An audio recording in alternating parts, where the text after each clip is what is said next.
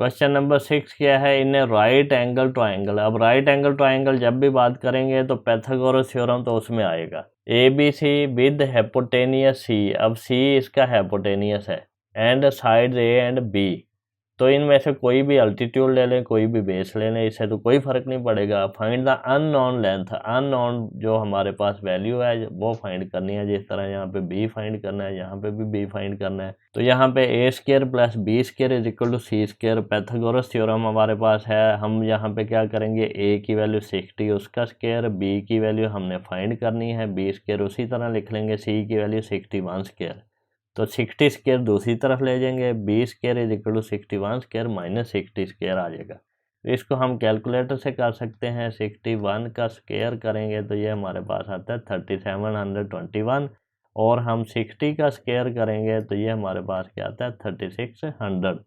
तो 3721 में से 3600 माइनस करें तो 121 आता है। तो अब 121 जो है इसका स्क्वायर रूट लेंगे, दोनों तरफ इस इक्वेशन का स्क्वायर रूट स्क्वायर से कैंसिल होकर b आ गया, और 121 का स्क्वायर रूट क्या होता है 11। तो यहाँ पे यूनिट सेंटीमीटर गिवन है तो हम इसको सेंटीमीटर लिख देंगे। यहाँ पे देखें स्क्वायर रूट करें 121 तो आंसर आया 11।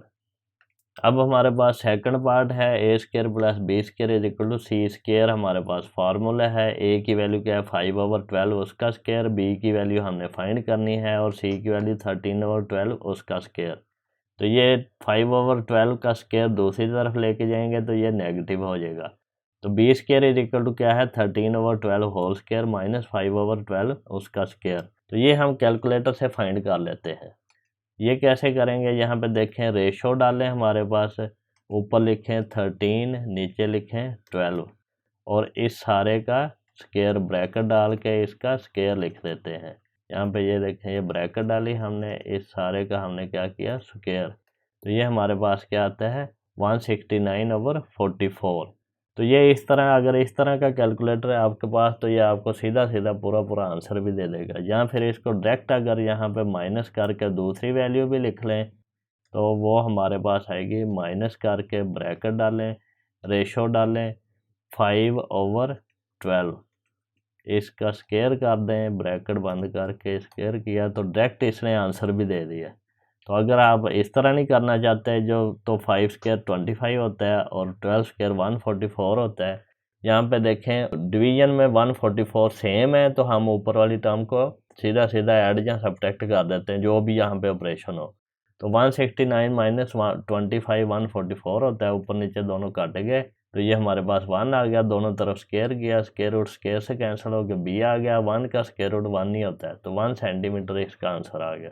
थर्ड पार्ट है, ये तो सिंपल ही है, सी स्क्वायर फाइंड करना है, a square plus b square is equal to C square है हमारे पास पाइथागोरस थ्योरम है, इसको यूज़ करना है क्योंकि हमारे पास ये राइट एंगल ट्राइंगल है। तो a की वैल्यू क्या है 4 स्क्वायर रूट 5 उसका स्क्वायर, b की क्या है 10 उसका स्क्वायर, c की वैल्यू हमने फाइंड करनी है। 10 स्क्वायर क्या होता है 10 10 100 होता है, और ये 4 स्क्वायर और स्क्वायर रूट 5 का स्क्वायर दोनों अलग अलग स्क्वायर अप्लाई हो जाते हैं। 4 स्क्वायर 16 होता है, 5 स्क्वायर का स्क्वायर रूट से कैंसिल होकर 5 ही आ जाएगा, 16 5 का 80 होता है, और 100 तो यहाँ पे 100 प्लस 80 180 आ जाएगा, दोनों तरफ स्क्वायर रूट करेंगे, स्क्वायर स्क्वायर रूट से कैंसिल हो जाएगा, और ये 180 का स्क्वायर रूट क्या आएगा 6 स्क्वायर रूट 5। तो ये हम कैलकुलेटर से कैलकुलेट कर लेते हैं दोनों चीज़ें। ये हमारे पास 16 5 का क्या होता है 16 5 का होता है 80 ये आया, और फिर स्क्वायर रूट 180 क्या होता है, ये हमारे पास होता है 6 इंटू 25। या फिर ये चीज़ जो है ये क्या है 36 इंटू 5 भी लिख सकते हैं, इसका स्क्वायर रूट 36 क्या होता है 6 का स्क्वायर और इंटू 5 इसी तरह आ जाएगा इस सारे का स्क्वायर रूट। अब इसको हम क्या लिख सकते हैं 6 स्क्वायर का स्क्वायर रूट इंटू 5 का स्क्वायर रूट, ये क्या आएगा ये स्क्वायर स्क्वायर रूट से कैंसिल 6 स्क्वायर रूट 5 इस तरह आ गया। क्वेश्चन नंबर 6 का फोर्थ पार्ट है, b की वैल्यू हमें 5 डेसीमीटर गिवन है। अब ये dm डेसीमीटर, अब यूनिट जो है ये लाजमी साथ हमने लिखना होता है, इसका ख्याल करना है आपने। a की वैल्यू क्या है 5 स्क्वायर रूट 7 डेसीमीटर, और c की वैल्यू फाइंड करनी है। तो यहाँ पे a square plus b square is equal to C square, Pythagoras theorem से क्योंकि राइट एंगल ट्राइंगल है तो ये हमारे पास फार्मूला है, a की वैल्यू 5 स्क्वायर रूट 7 का स्क्वायर लिख दिया हमने, b की वैल्यू 5 का स्क्वायर, c की वैल्यू हमने फाइंड करनी। अब ये कैसे होता है स्केयर, ये स्केयर दोनों नंबर्स पे अप्लाई हो जाता है, क्योंकि जितने भी प्रोडक्ट हो रहे हों उन सब पे सेम स्केयर जो है ये अप्लाई हो जाता है अलग अलग। तो ये 5 स्केयर 25 होता है, और 7 स्केयर रूट स्केयर से कैंसिल होकर 7 ही आ गया, और 5 का स्केयर 25। और 25 7 आप क्या है ये हम लिख सकते हैं 25 इंटू 7 प्लस 7 25 अगर हमने कॉमन ले लिया है, इस तरह भी कर सकते हैं क्योंकि ये दोनों सेम नंबर है। तो यहाँ फिर इसको मल्टीप्लाई करके ऐड कर दो फिर भी सही है। तो 25 इंटू 7 प्लस 1 8 होता है, तो 25 इंटू 8 कर लेते हैं। 25 इंटू 8 ये हमारे पास 200 आ गया। अब 200 का स्क्वायर रूट करना है, तो वो हमारे पास क्या आता है 10 स्क्वायर रूट 2। या फिर इसको ये भी कर सकते हैं, ये हमारे पास है 10 स्क्वायर इंटू 2 होता है 200। तो ये इक्वल टू क्या आएगा 10 स्क्वायर का स्क्वायर रूट इंटू 2 का स्क्वायर रूट। तो ये स्क्वायर रूट से कैंसिल, तो ये 10 स्क्वायर रूट 2। तो ये इस तरह ये हमारे पास आंसर आता है। आगे उसका यूनिट डेसीमीटर। क्वेश्चन नंबर 6 का 5th पार्ट है। सी की वैल्यू गिवन है 10 स्क्वायर रूट 2 डेसीमीटर, बी की वैल्यू 5 स्क्वायर रूट 3 डेसीमीटर और ए की वैल्यू फाइंड करनी है। फार्मूला हमारे पास क्या है, A square plus B square is equal to C square. A square हमने फाइंड करना है, इसी तरह आ जाएगा बी की वैल्यू 5 स्क्वायर रूट 3 थी उसका स्क्वायर कर देना, सी की वैल्यू 10 स्क्वायर रूट 2 थी उसका स्क्वायर कर देना। तो ये 5 स्क्वायर रूट 3 का स्क्वायर दूसरी तरफ ले जाएंगे तो ये माइनस हो जाएगा।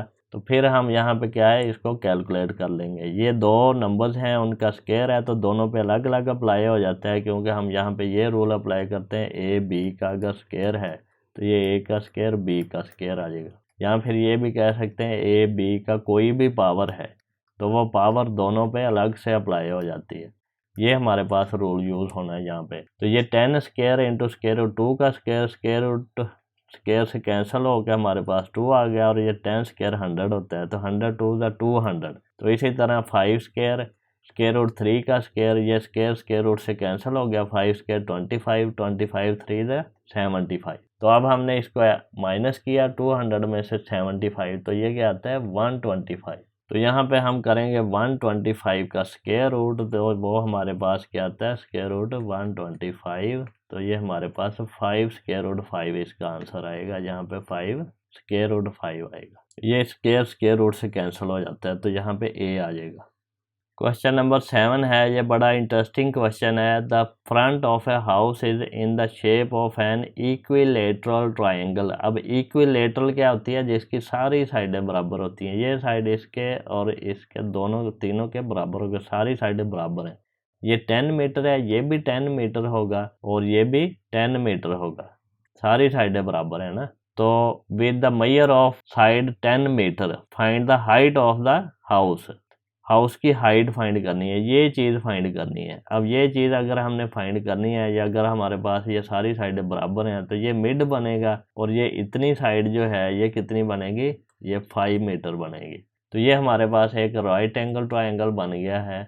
इसमें हमारे पास बेस क्या है 5 है, अल्टीट्यूड क्या है h हमने फाइंड करना है, और c क्या है इसका हाइपोटेनियस वो 10 है। फार्मूला क्या है A square plus B square is equal to C square. Altitude को हमने h कह दिया था h स्क्वायर, b को हमने क्या है 5 स्क्वायर, और c क्या है 10 स्क्वायर।